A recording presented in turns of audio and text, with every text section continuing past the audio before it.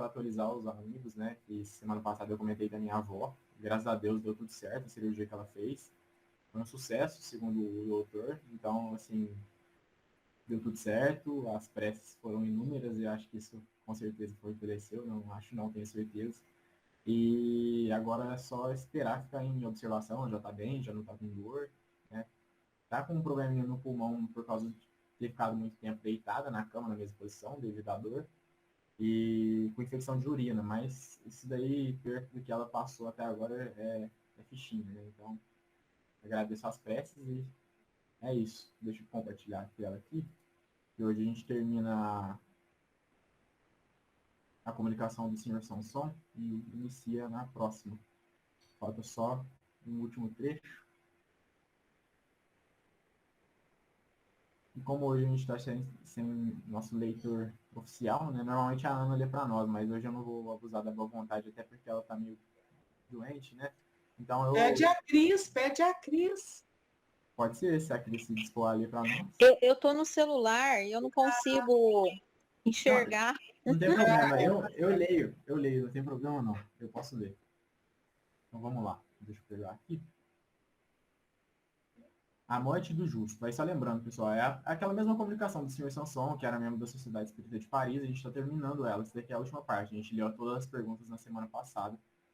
E é isso, é uma comunicação. Após a primeira evocação do senhor Sanson, feita na Sociedade Espírita de Paris, um espírito deu, com esse título, a comunicação seguinte, ou seja, um outro espírito, né? Falou sobre o senhor Sanson. A morte do homem do qual vos ocupais neste momento foi a do justo, ou seja, acompanhada de calma e de esperança. Como o dia sucede naturalmente à aurora, a vida espírita sucedeu para ele à vida terrestre, sem abalo, sem dilaceramento, e seu último suspiro se exalou num hino de reconhecimento e de amor. Com poucos atravessam assim essa rude passagem. Com poucos, após a embriaguez e os desesperos da vida, concebem o ritmo harmonioso das esferas. Assim como o homem saudável, mutilado por uma bala, ainda tem dor nos membros dos quais está separado, assim a alma do homem que morre sem fé e sem esperança se dilacera e palpita, escapando do corpo, e lançando-se inconsciente de si mesma no espaço. Rezai por essas almas perturbadas, rezai por tudo o que sofre. A caridade não se restringe à humanidade visível. Ela socorre e consola também os seres que povoam o espaço. Tivestes a prova tocante disso pela conversão tão súbita desse espírito enternecido pelas preces espíritas feitas no túmulo do homem de bem, que deveis interrogar e que deseja vos fazer progredir no santo caminho. Aí tem uma notinha aqui, que é a alusão ao espírito de Bernard, que se manifestou espontaneamente no dia das exéquias do Sr. Sanson, sobre um outro espírito que se converteu. O amor não tem limites, ele preenche o espaço, dando e recebendo sucessivamente suas divinas consolações. O mar se desdobra numa perspectiva infinita. Seu limite último parece confundir-se com o céu, e o espírito fica deslumbrado pelo magnífico espetáculo dessas duas grandezas. Assim, o amor, mais profundo do que as vagas, mais infinito do que o espaço, deve reunir-vos a todos, vivos e espíritos, na mesma comunhão de caridade, e operar a admirável fusão do que é finito e do que é eterno. Olha que bela comunicação. Vamos lá, vamos analisar isso aqui. Olha que interessante. O primeiro ponto, né, que é um ponto que nós já viemos destacando durante as nossas semanas de estudo, que é sobre o desencarne do justo. E tanto é, né, que o título que o Espírito deu a essa comunicação é a morte do justo. Porque o Sansão, que é o Espírito que a gente estudou a comunicação, ele era a representação de um homem justo, que viveu uma vida justa. Então, trabalhou com a caridade, com o amor. Teve uma morte acompanhada de calma e esperança, como ele coloca. Então, a passagem para ele foi tranquila, porque, de fato, ele teve uma boa vida. E você vê como o espírito eleva, né, essa característica, porque é uma característica como se fosse um prêmio, né, esse desencarne suave que se passa ali e se reencontra com aqueles que se foram antes, tudo aquilo que a gente já veio comentando, né. Então, ele fala o quão ruim, né, e esse contraste é importante ser feito, o quão ruim, e ele dá até um exemplo de uma pessoa que é mutilada por uma bala, né, Aquele que morre sem fé e esperança se dilacera e palpita escapando do corpo. Então é um sofrimento muito grande aquele que morre sem esperança, aquele que morre sem fé. E isso daí é sem sombra de dúvidas, é algo que a gente falou bastante, né? Até citei alguma comunicação sobre os materialistas, que a gente até inclusive vai estudar dentro do Céu e Inferno. Então, e essa parte aqui me chama muita atenção. Porque durante o estudo da Revista Espírita é muito perceptível, é muito claro para quem estuda, quem lê, que a oração, a prece, para aqueles que já se foram, é muito importante. Ela é muito importante. Pode parecer que não, mas ela é muito. E os espíritos, os próprios espíritos, se comunicam agradecendo as orações, quando não muitas vezes suplicam por elas, porque de fato elas têm uma importância muito grande na injeção de ânimo, no fortalecimento daqueles espíritos que estão em sofrimento. Ela é fantástica, né? É uma ferramenta. Eu sempre me lembro quando eu falo de oração, sempre eu falo de prece da Nara Carlone, né? Todos nós aqui conhecemos a Nara.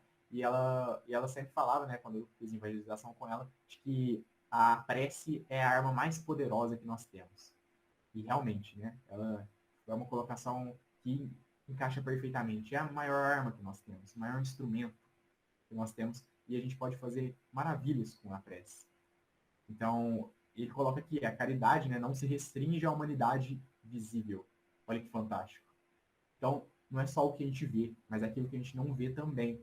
E se a gente tivesse, por mais momentos, né, até isso volta até um pouco com a questão da evocação que a gente falou, se a gente tivesse um pouco mais de contato com os espíritos, a gente veria a gratidão deles por essas preces que são feitas, em prol do fortalecimento, da injeção de ânimo, porque isso consola eles.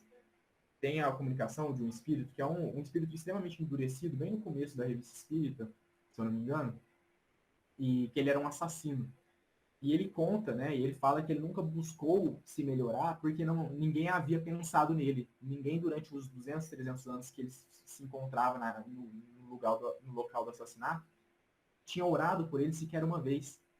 E a gratidão que aquele espírito, em primeiro momento tão endurecido, teve pela Sociedade Espírita de Paris, é lindo de se ler. A gratidão que ele demonstra para os membros da Sociedade Espírita pela prece. Então agradece imensamente pela prece que eles fizeram. Então você já vê só pela prece, né? E pelos primeiros diálogos que se teve ali na evocação desse espírito tão endurecido, tão rude ainda. Você já vê ele mudando o pensamento dele, a forma que ele se porta. Então ele já se modifica, se demonstra um espírito mais tranquilo, mais aliviado, começa a se abrir um pouco mais para Deus, entendendo a grandeza divina, e começa a acreditar em si próprio, que isso é muito importante para o espírito que está em sofrimento. Acreditar que ele pode mudar, que aqueles erros que ele cometeu, com o arrependimento, muitas vezes grandioso que ele sente, é passível de reparo. Isso é muito importante para o espírito que sofre. Então, essa oração é um ponto, assim, que me chama muita atenção mesmo, porque durante o estudo da obra de Kardec, a gente percebe a gratidão dos espíritos para com ela. Então, ela é muito importante. Aqueles que já se foram, principalmente aqueles que se foram em situações penosas, aqueles que se foram em dificuldades muito grandes com si mesmo, com erros cometidos, esses precisam ainda mais das nossas preces, porque elas fortalecem demais. Né? Então, fazer prece, é o que a gente leu, né, Marlene, na mensagem, orar, orar, orar, continuar orando sempre, né? Então, essa oração é muito importante, porque ela fortalece de fato. E aqui ele finaliza dando uma demonstração poética, né, do amor. Então, é belíssimo, né? Ele falando que o amor não tem limites e fazendo uma analogia do amor, e o amor é o que nos liga de fato, né, como ele coloca. O amor não tem limites, ele preenche o espaço. Então, nós estamos todos ligados pelo amor, que é o mais profundo de tudo que existe, né? Nessa mesma comunhão que ele coloca. Enfim, alguém quer comentar alguma coisa sobre essa Não, essa comunicação? parte que ele fala do amor é lindo, né? É lindo. Você também achou, Ana? Achei linda. E eu queria lembrar aqui Ah, dos tipos de amor que Platão cita, né? então O fala. amor eros, que é entre duas pessoas que se apaixonam, né? Se amam, um casal, por exemplo, né? O amor filia, que é o amor, amizade, e o amor ágape, que é o amor incondicional, que é o amor que Cristo praticou e que ele pregava. É aquele amor que não depende de condição nenhuma. Só isso que eu quis falar, É como muito bom. curiosidade. Isso é ótimo. Eu fico pensando aqui, né? Lendo aí, você falando. Gente, se a gente amasse, né? Tava ótimo, né? Tava de bom tamanho, né? Mas Está dentro da gente, né, Marlene? então, E a gente não sabe fica, tirá-la de dentro, fica esse embotado, tesouro. fica embotado lá. Esse Oh, meu é um pai, tesouro, né? é um tesouro. É o nosso maior tesouro. É verdade, é isso mesmo. Né, no próprio Evangelho tem uma comunicação muito bela de um espírito que fala isso. Ele diz que se tivesseis amor, tereis o que há de mais precioso na terra. Então, olha que belo. Né? O amor é realmente esse tesouro, né, que as traças não corroem. Então, é isso que vocês disseram, né? Falar de amor a não ser de uma forma poética é muito difícil. Mas a poesia eleva, né, essa demonstração, essa definição de amor para nós. Acho que a poesia, a descrição poética do amor e de muitos outros sentimentos também é o mais próximo que a gente tem da demonstração do que eles de fato são. Mas é isso que vocês disseram, né? Quem dera se a gente amasse de fato, né? Porque o amor é esse sentimento que tem força para mudar qualquer coisa.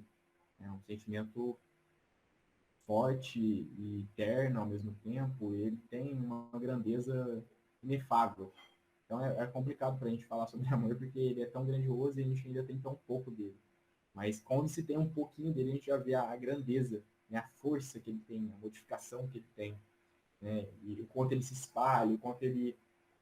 Eu acho que são demonstrações... A gente tem demonstrações de pessoas, né? É muito fácil para nós. É mais fácil, de fato, para nós falarmos sobre sentimentos, definir pessoas ou exemplos desses próprios sentimentos, né? Perdão. Mas, por exemplo, se a gente pensar em pessoas que tiveram vidas justas e que influenciaram muitas outras pessoas, essas se tornaram exemplos, né? Eu acho que, por exemplo, o Jerônimo, que a gente fala, né, que tem o gigante deitado, é um exemplo de amor. Era uma pessoa que não tinha, de fato, assim, pensando, né, na perspectiva do mundo, nada que chamasse atenção para o mundo, no entanto, tinha muito, que era amor, ele tinha muita fé, muita esperança, muita resignação. Isso chamava a atenção a ponto das pessoas saírem da casa delas, em outros estados, em outras cidades, e irem até ele só para prosear, né, como se diz. Só para ter um pinguinho de conversa, um dedinho de conversa. Olha a grandeza desse sentimento. O quanto isso inspira as pessoas. A Luciana escreveu alguma coisa no chat, você viu? Deixa eu ver. A Luciana disse, um sábio rabino disse que todas as leis se resumem em amar a Deus e amar ao próximo, né? Esse sábio rabino aí é um grande sábio mesmo. Esse a gente conhece. Mas é exatamente isso. Conhece nome, né, Bia? Então. Mas eu acho que o amor ele tem essa característica, ele inspira muito, né? E ele contagia, ele contagia. Então ele chega muito aos corações e fala numa língua que todos entendem no íntimo. Né? Ele reverbera de fato. Até as piores pessoas, os piores espíritos, eles amam ou já amaram alguém, né? Ou algo. Então, assim, o amor ele é inato do espírito. Então, até as piores, as mais rudes pessoas, elas amam. De alguma maneira e de algum nível, né? Porque aí existe uma grandeza que eu particularmente prefiro não me arriscar em falar sobre, né? Tão difícil que é se falar. Enfim, Ivete, você queria falar? Pode falar. Sim, eu queria acrescentar, eu estava pensando aqui essa condição, né, esse padrão de amor, é o amor de mãe, né?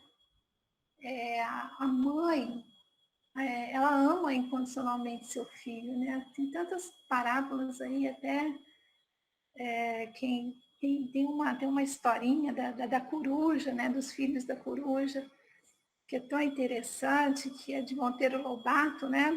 Que o filhote de coruja é tão feio e ela acha assim tão bonito, né? E ela descreve, né? De uma forma tão bonita, sendo assim na realidade tão feio. Então é aquele amor incondicional mesmo. Então a gente, quando mãe, acho que experimenta, né? Ou chega um pouquinho mais perto, né? Desse amor incondicional, porque é um amor que acolhe, protege, corrige, né? E deseja todo o bem, se coloca no lugar. A gente não tem limite, né? Como mãe, a gente não tem limite em relação à sua cria, né? E a gente observa isso também na natureza, né? Esse amor materno, né? Do cuidado, da proteção, né? E da, vamos dizer assim, norteia, né? Essa criaturinha aí para uma vida melhor. Acho importante isso também. Se não me falha a memória, esse amor de mãe não é o amor ágape. Se eu não estiver enganada, é o chamado amor storge, certo? Escreve S-T-O-R-J-E. É o amor storge. Então, são 4 tipos de amor platônico. É o tal amor platônico, não é? É o amor eros, o amor storge, que é o amor de mãe, o amor filia, que é o amor na amizade, e o amor ágape, que é o amor incondicional. O da mãe não é ágape ainda, não. Não é. De É o jeito storge. nenhum. Eu também Depois- concordo que ainda depois não é vocês- o ágape, não. Depois vocês Concordo. confirmem lá, porque às vezes a memória falha. A hora que você falou, Ivete, eu lembrei do storge, que é o amor de mãe. Mas eu acho que é isso mesmo. É muito interessante. E também não tem como falar, né? Pelo menos eu sempre me lembro da descrição que o próprio Paulo faz, né? Sobre o amor lá na 1 Coríntios. Eu tenho visto É aqui, lindo, né? eu vou me permitir ler, em que ele diz lá na 1 Coríntios 13, 4, 7. O amor é paciente, o amor é bondoso. Não inveja, não se vangloria, não se orgulha. Não maltrata, não procura seus interesses. Não se ira facilmente, não guarda rancor. O amor não se alegra com a injustiça, mas se alegra com a verdade. Tudo sofre, tudo crê, tudo espera, tudo suporta. Essa descrição aqui obviamente, Paulo estava muito inspirado escrevendo. Nossa, é maravilhoso. Quando a gente lê toda a carta, né, a gente percebe as cartas de Paulo, né? São muito belas. Mas essa descrição aqui, ela é uma descrição maravilhosa sobre o amor. Porque ele, de fato, ele define as posturas que o amor tem perante as situações da vida. Então, o amor, ele não se alegra com a injustiça. E isso é muito belo, porque quantas vezes nós não nos alegramos com a injustiça, né? Infelizmente, ainda nos alegramos muitas vezes. Mas essa descrição final, né? Tudo sofre, tudo crê, tudo espera, tudo suporta, demonstra a grandeza do amor. Porque essa característica em que ele elenca aí, né, com 4 verbos, mas que demonstra que o amor é insuperável. O amor não se supera por nada. Ele está acima de tudo, de qualquer coisa. Então não há nada que o supere. Ele está sempre acima de qualquer dificuldade, de tudo que possa vir a acontecer. Essa é uma característica do amor que a gente ainda não tem. Que eu acho que é como se fosse o máximo dele, né? A excelência, o amor em sua excelência.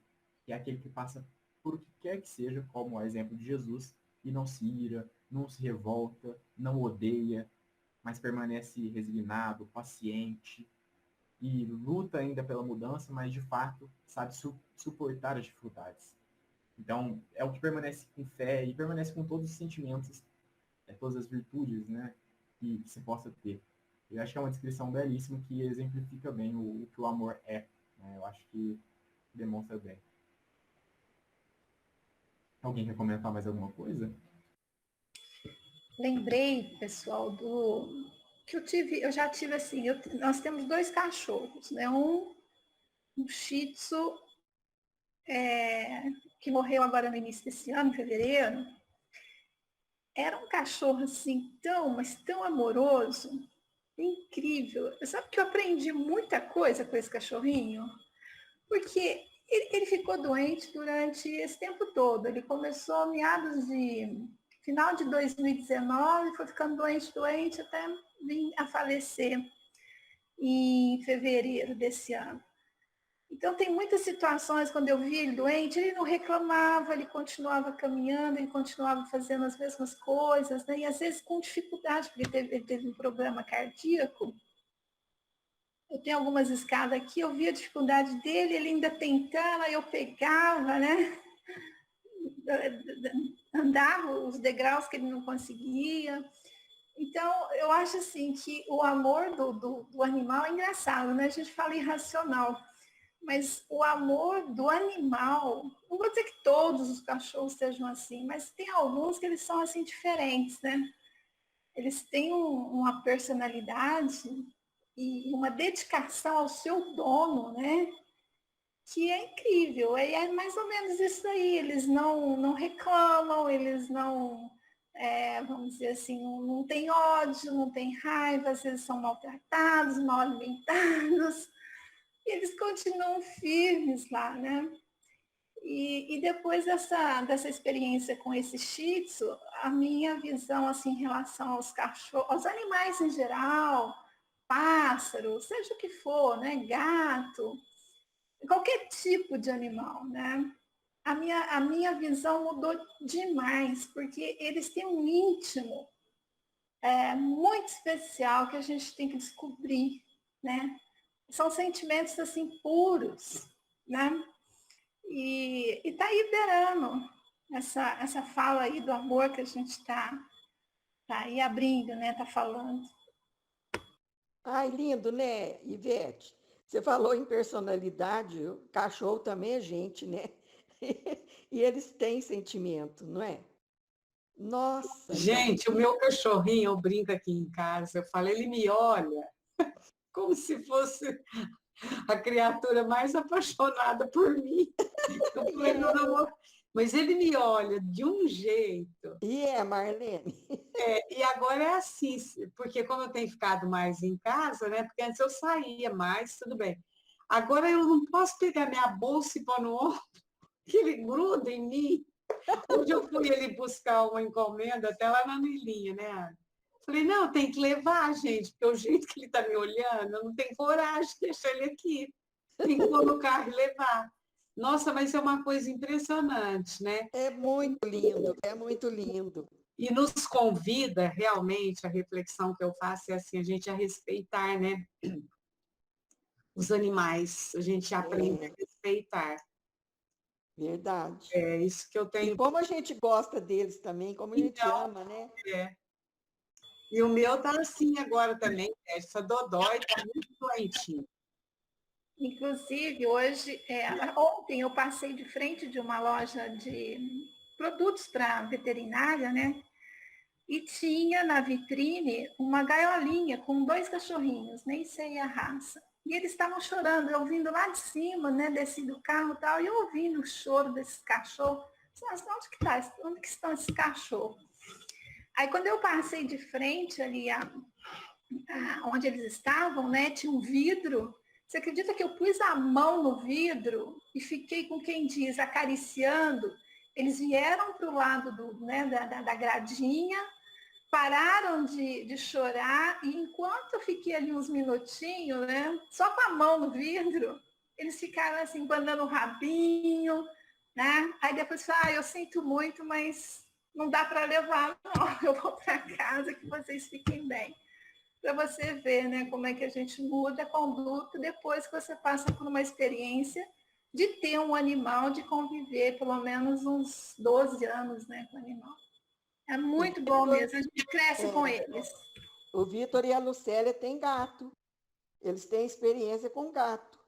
Essa mesma experiência do cachorro, eles têm com os gatinhos. A Lucélia e o Vitor têm uns gatinhos lindos. Eu sou Uma suspeito vez, para meu falar. filho, o João, Apaixonada. posso falar? Pode falar. Fica à vontade. Uma vez o João, meu filho, ele ficou lá no outro lado do rio, aqui ele comprou um rancho, se eu não me engano. Aí ele ficou lá, disse que tinha um cachorro desse perdigueiro, ele estava magrinho, abandonado lá. E ele ficou lá uns dias, o Joãozinho começou a tratar desse cachorro, acho que até era uma cachorra. E depois ela sumiu. Aí uma vez nós estávamos indo lá, e nós foi numa fazenda lá que a mulher tirava leite, eu fui lá comprar leite dela. Aí Nós estávamos lá parado, a cachorra veio e lambeu a mão do Joãozinho. Aí ela falou assim, mas aí que olhou e falou, nossa, essa cachorra aí me contou a história, sabe? Aí quando a gente saiu para vir embora, ela acompanhou nós um pedação grande, depois ela ficou, tadinha. Falei, gente, como que conhece, né? Ele ficou lá, tratou dela, veio embora, ela sumiu, depois ele foi lá, ela foi lá onde ele estava, conheceu ele. É igual as cachorrinhas da Maria Rita. Ela vem aqui, traz as cachorras, aí a gente faz café, serve pão de queijo, biscoito, e tem que dar para os cachorros. E elas ficam em roda de mim. Aí toda vez que eu chego lá naquela, elas pulam em mim e gritam comigo. Agora chegou aqui ontem. Nossa, mas esses cachorros fizeram uma festa. Vem no meu colo e fica me olhando com aquela carinha mais linda. Falei, nossa, o bichinho, meu marido falava assim, que cachorro, que mais valia um cachorro amigo do que um amigo cachorro. Eu falei, é verdade, que o cachorro é amigo verdadeiro, né? É verdade. Se trocar a ordem das palavras aí já muda tudo, né? Que um amigo um cachorro amigo ninguém quer. Não, como que é? Um amigo cachorro ninguém quer. Essa é boa. É verdade. São exemplos, né, que nos ensinam muito, né? E vocês falaram, né? Eu aprendo muito com os meus gatos também. Eu já até cheguei a comentar, mas faz bastante tempo, numa reunião, quando ainda era presencial, né? Pra gente ver, faz bastante tempo mesmo. Eu comentei, né, que eu aprendi bastante com o meu gato, que quando eu peguei ele, meu primeiro gato, ele era bem agressivo, né? Ele gostava de morder na gente. Hoje em dia ele ainda não nega uma mordida às vezes, mas ele tá bem melhor. E eu aprendi bastante com ele, porque quando ele morde a gente assusta, obviamente, né? Você não tá esperando com que ele vai te morder. Mas a gente fica suscetível de ficar bravo com o animal, né? E eu ficava pensando assim, mas gente, vou ficar bravo com o bicho, ele nem sabe o que ele tá fazendo, nem sabe por que ele tá fazendo isso, né? Então, basicamente, e eu dei esse exemplo, né? Qual que é a diferença disso para uma pessoa que é ignorante e continua errando? Nenhuma. A diferença, obviamente, do ser, né? Mas na questão do ato, a ignorância faz com que nós continuemos errando. E esse perdão, ele tem que ser, de fato, natural, porque nós devemos entender que na ignorância ele acaba errando, né? E entender que isso merece perdão. E até que se fosse bem intencionado não, fosse intencionado, né? Nós deveríamos perdoar. Mas só para entender, eu me refleti bastante nesse sentido. Mas essa questão do amor, né? O meu outro gato, ele é muito amoroso, assim. Não tem ninguém que não gosta dele e ele não tem ninguém que ele não goste, né? Todo mundo que vem aqui em casa, ele ama, ele sobe, ele brinca, ele esfrega, ele quer carinho. Ele é um exemplo de amor, assim. A gente percebe, né? Todo mundo que vem aqui fica impressionado tão amoroso que ele é. E exemplifica muito para nós mesmo, de fato. Como eu disse, né? É mais fácil para nós falarmos em exemplos do que em definições, porque ainda é complicado para a nossa linguagem definir sentimentos tão grandes, tão fecundos e profundos. Então, a gente tem essa dificuldade. Ó, e eu vou contar o segredo do gato da Lucélia. Ele é tão danadinho que ele se põe em pé sobre as duas patinhas traseiras, lógico, e com a patinha dianteira ele abre a porta do banheiro. Ela já me mandou foto. Eu fiquei boba, fiquei apaixonada no gato. E ele alcança, Ana. Que gracinha, gente. Pergunta a Lucélia para você ver. Ele pula, Entendi. ele pula, Esperto, né? ele segura a maçaneta e abre a porta. Que bonitinho, né, gente? Não tem como, né, não achar bonitinho. Às vezes eu estou no meu quintal e de lá eu enxergo, não sei se é o 7º andar, o 8º, eu acho até que é da Denise. Denise, mãe da Janaína, ela é espírita, mora aqui em frente. E o gato dela, não sei se é 1 ou 2, acho que são 2. Eles ficam na sacada da janela falando, nossa, meu pai do céu, esses gatinhos aí, mas que eles ficam de boa ali, quietinha, apreciando. Aí a hora que ela chega para fechar a janela, eles saem. Nossa, é impressionante gato também, né? Nesse ponto, assim. Acho tão bonitinho. Às vezes eu fico lá, eu sento para admirar os gatinhos lá em cima. Eles são muito espertos. Vitor, Oi. eu queria só reforçar um comentário que você fez, da gente, quando você é que você falou assim da questão de perdoar porque é ignorante ainda, né? Então entender e perdoar. Eu acho isso tão importante, é uma coisa que eu tenho tentado aplicar assim na minha vida, diariamente, dentro de casa ou fora. Né? E essa semana eu fui em 2 lugares, eu fui assim muito mal atendida, né, pela pessoa que estava lá para atender, né? Aí eu pensei assim, falei, gente, o que você pensa, né? Falta, né? Quer dizer, ela vai chegar lá ainda, né? Ela vai ainda entender esse processo da relação com o outro, né? Da empatia com o outro. Então, isso tem me ajudado muito nas relações, viu? De entender assim, ele não chegou no ponto que precisa ainda, como eu ainda não. Eu estou percebendo, agora que eu estou percebendo, agora que eu estou observando. Aí fica mais fácil de você, quando compreende isso, que ele ainda não. Ele está para chegar, a pessoa está para chegar num ponto que seria o ideal de amar, ou não vou dizer assim, amar, mas já de ter uma relação mais, como eu diria assim, mais. Eu acho que amorosa mesmo, mas não nesse amor ainda que a gente está falando tão sublimado, mas numa relação assim mais amiga, mais empática, né? É um treino e eu estou assim numa fase que isso é muito forte, sabe? De ver quando alguma coisa no outro assim parece que tem um atrito, né? Ali está arranhando e você pensar, não, dá para perdoar porque a gente está caminhando, uns estão chegando mais rápido, outros não tão rápido, mas é a caminhada, é a trajetória da evolução, né? E o perdão fica mais fácil mesmo quando você compreende. Tantos têm sido os animais, né? Aqueles que ainda não têm aquele comportamento, porque eu vejo que o animal também varia, né? Ele tem a sua personalidade, ele tem o seu jeito, né, peculiar de ser, tanto quanto o ser humano, né? Então, tem essa variação, essa diversidade, né? E que você vai trabalhando aí na questão assim, chegaremos lá, uns estão mais rápidos, outros não tão rápidos, mas chegaremos a nos amar e nos relacionar melhor, né?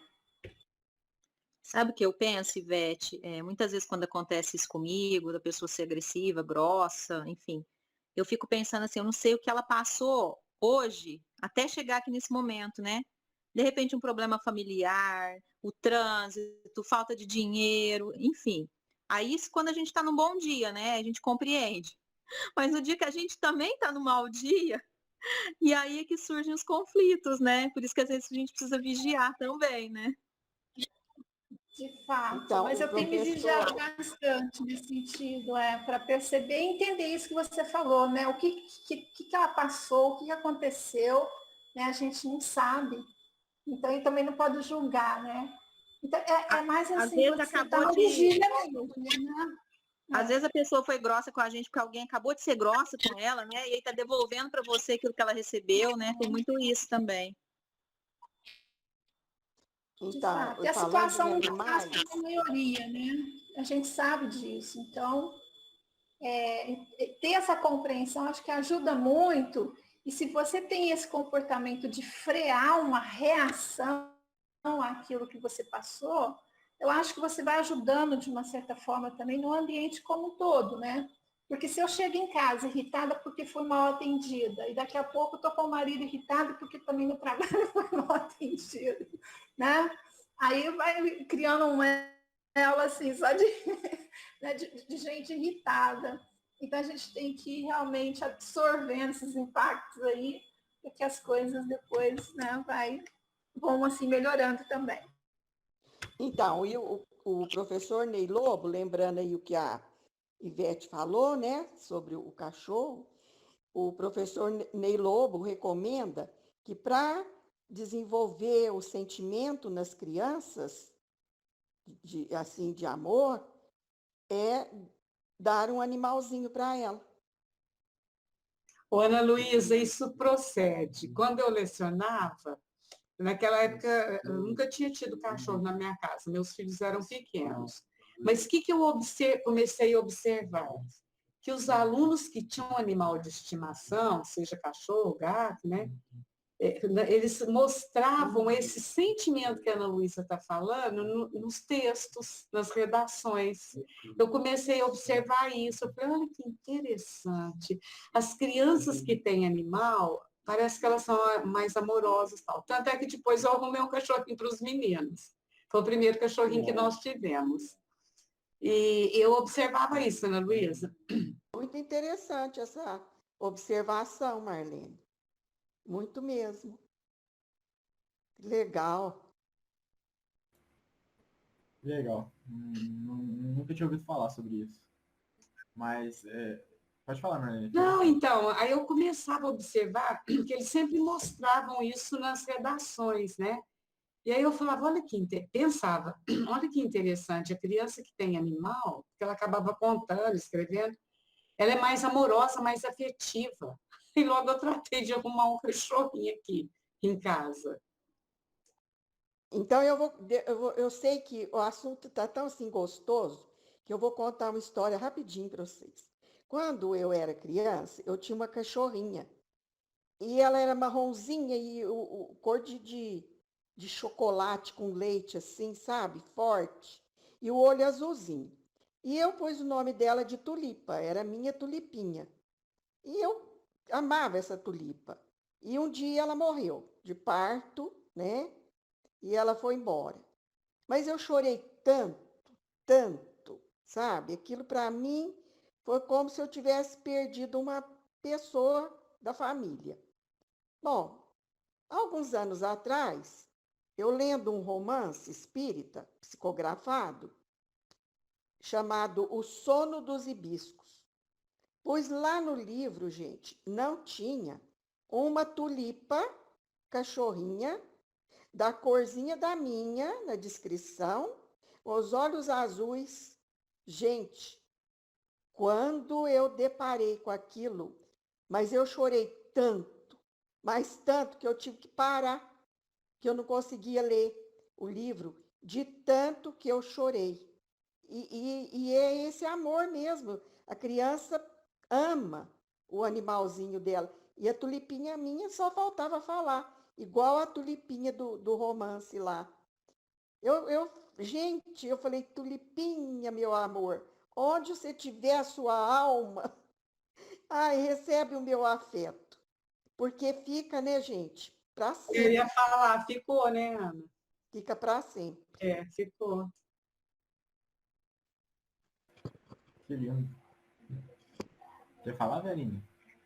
Sim, aproveitando aí, eu tenho uma irmã que tem um filho autista bem leve e foi indicado pelo médico deles arrumarem um cãozinho para ele.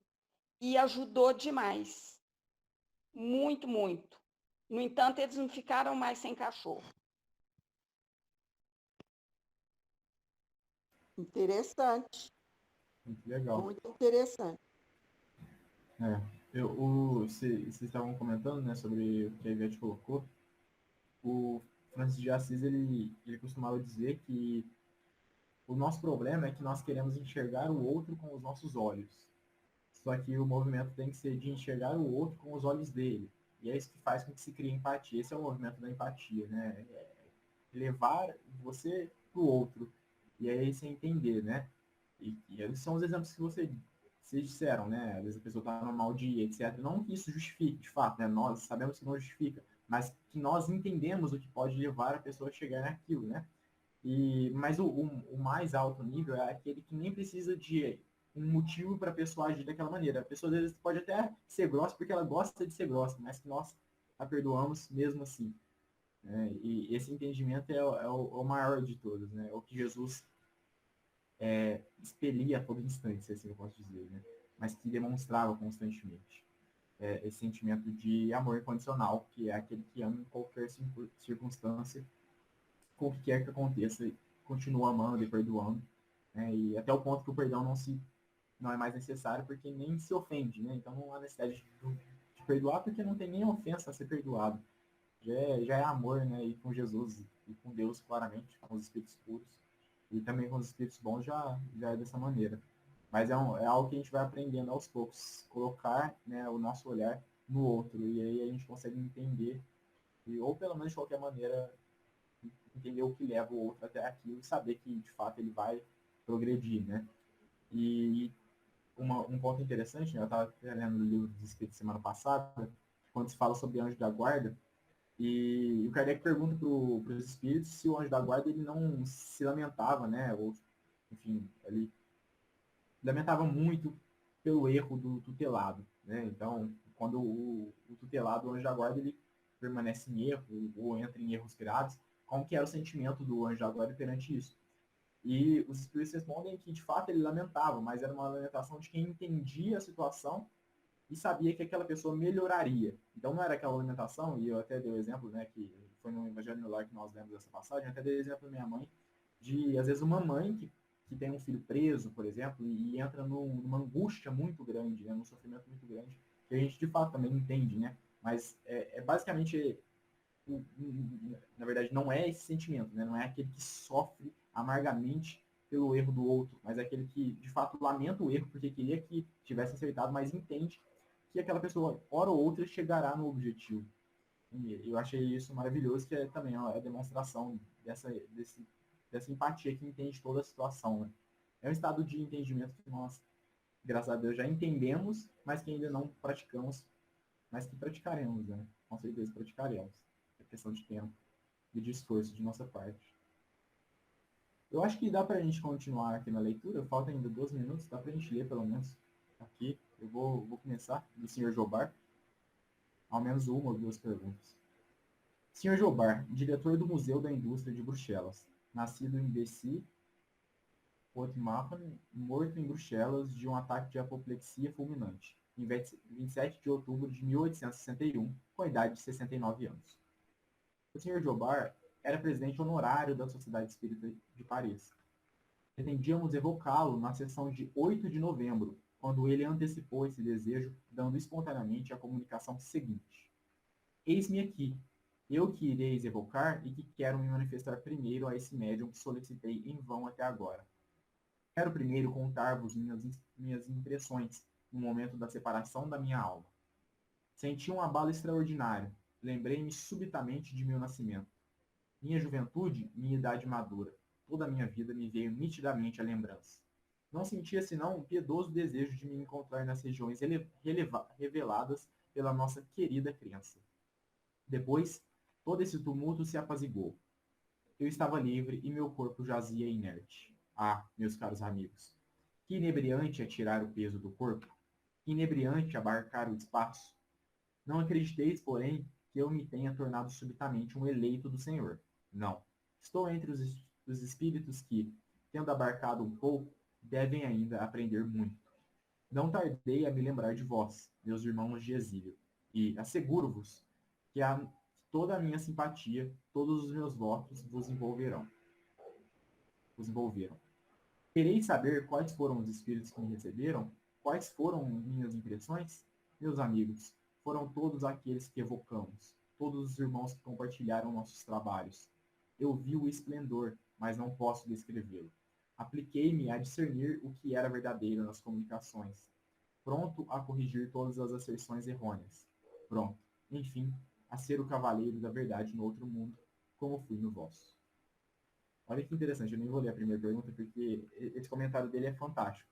Ele se prontificou a estar ali e se comunicar espontaneamente, né? Eles iriam evocá-lo, mas ele já se comunicou antes, falando, não precisa nem me evocar, que eu já estou aqui, já vou falar já. Não esperou nem pergunta, já começou a comunicação.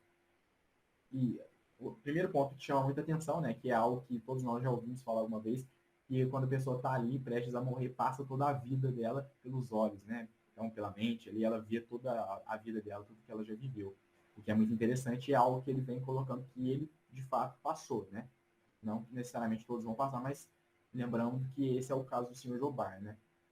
Então, ele de fato passou por isso. E ele, também, lembrando, ele se enquadra nos espíritos felizes, né? Kardec o classifica dessa maneira, como espírito feliz, assim como o Sanson. E esse sentimento é um sentimento muito próximo, né? E esse que é o legal da leitura dos exemplos do céu e inferno, que a gente vai vendo uma comparação de todos aqueles que estão enquadrados na mesma classificação.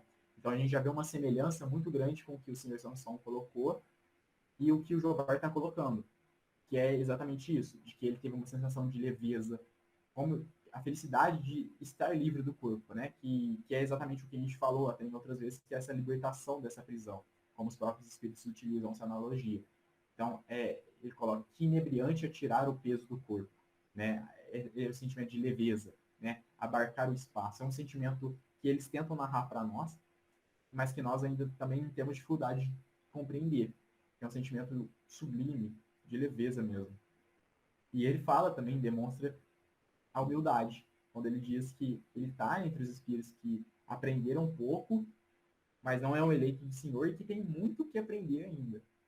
Então isso já demonstra a lucidez dele, né, pós o desencarne. Aqui não fala quando que ele desencarnou e quando foi feita a evocação, se eu não me engano. Deixa eu ver. Ah, não, fala assim. Pouco menos de um mês aí, né? Ele desencarnou em 27 de outubro de 61 e foi evocado em 8 de novembro. Né? E se comunicou em 8 de novembro. Foi menos de um mês aí, umas 2, 3 semanas. Então, a lucidez que ele já se encontrava, né? Nesse Uma semana quase, né, Vitor? É verdade, né? Eu tô contando como... Não, tá certo. Uma, 2 Já semanas. pensou que beleza? Então, a lucidez, né? A clareza com que ele já vem falando ali. E você percebe claramente, né? E o Kardec, mais do que nós ainda, com a percepção que ele tinha. Ô, Vitor, Oi, pode só falar. para comprovar o que você falou aí desse filme, aconteceu interessante. Eu tenho muito caso para contar, né? Vocês devem até ficar falando, nossa senhora, a Ana gosta de contar casos assim de fenômeno, né? Mas é que acontece, isso é comum, a gente tem que observar, né? O meu marido, no dia que ele morreu, ele saiu para caminhar, de manhãzinha.